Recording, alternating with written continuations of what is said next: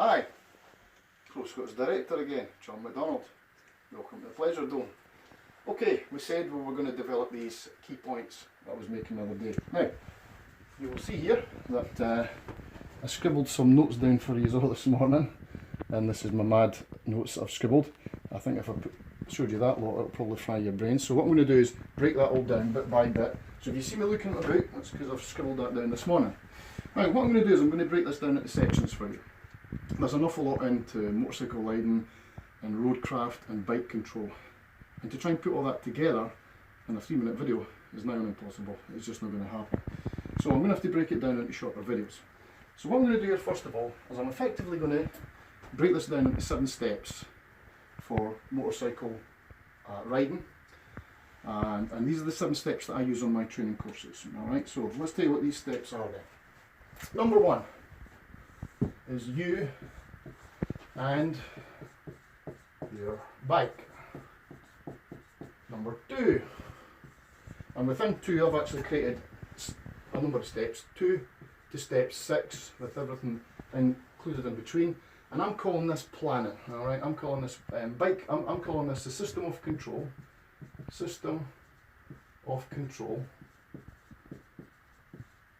and planning. And I'm going to explain a little bit more about that in a moment. Alright, and the third one here, which I've put in here, I'm then, the 7th one here, I'm putting, and I'm going to call that awareness and anticipation. Alright, now,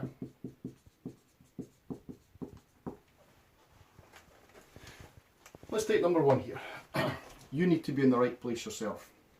So you need to be mentally in a good place, and by that I mean that you're not emotionally upset, mind on other things. Like we said earlier, if you go out on your bike and your mind's drifting, then that's not going to be good. If you've got taking bad attitude on the road, anger, etc., that's not going to be good. So you yourself need to be in a good mindset. You need to feel sharp, you need to feel alert. If you're feeling sleepy and drowsy, you're not going to be able to do all the rest of the steps that's required here. And it goes without saying, not under influence of drinks, drugs, alcohol, etc. So, I think they're agreed. You yourself need to be in a good place.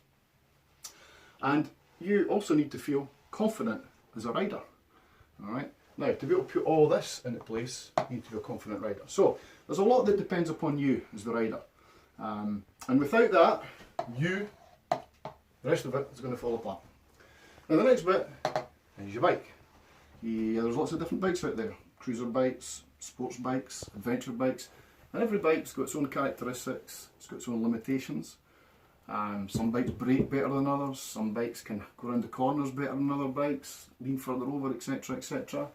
And so a lot depends on the type of bike that you've got, but really ultimately at the end of the day, the biggest factor is always the condition that the bike's in. So for example, you could have the best handling sports bike in the world, but if your suspension's out the pot on it, and the tyres are completely worn on it, then you're going to find that the person with the cruiser bike that's properly set up is going to be going around corners a lot better than you are.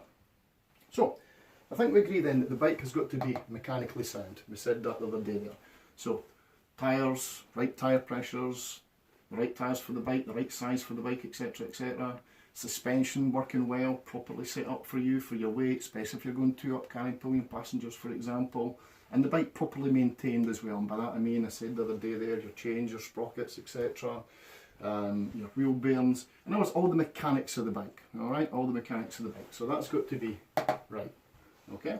Now, once you've got yourself in the good place, and you're feeling right for being out on the bike, feeling comfortable and confident, and you've got your bike all properly set up, and the bike's all out there, all legal, roadworthy, taxed, insured, all the rest of it, I think you'll agree that that's going to be a very important step. So, let's move down now to steps 2 to 6, and I'm going to explain these further.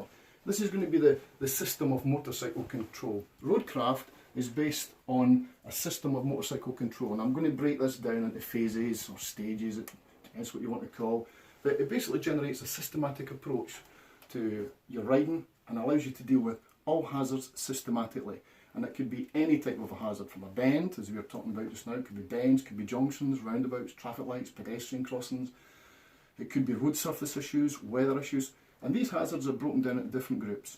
You've got your, what we would call your fixed physical features, like we said, your junctions, crossroads, roundabouts, traffic lights, pedestrian crossings, bends, usually identified by road signs, road markings, the actions of other drivers. So there's your signage. And we would call that, if you like, that's called your fixed physical features. Your next one that we're going to be looking at, next hazard, is the moving developing hazards. These are going to be things like pedestrians, cyclists, car drivers, lorry drivers, bus drivers, animals, anything that moves. The roundabout itself is not particularly dangerous, but it is when you start putting other traffic and pedestrians and cyclists in. And the final group of hazards, of course, is the weather conditions, your environmental conditions. That's road surface conditions and weather conditions. So, we're going to look at how we use that system of control then to be able to identify and deal with all these hazards appropriately. And that's going to help us to improve our planning. Alright, so we're going to break that down further for you. Finally, and this is going to be the short end of this video, all of that is going to lead to the output. So basically, 1 here is going to lead to 2, steps 2 to 6, which I'm going to break down for you. Okay, and then that's going to lead to an output here, which we're going to get, which is going to then be 7, which is improved awareness and anticipation. Okay, awareness and anticipation. Now, we're going to rub all this back off, and then we're going to the next video then. Alright, so that's us.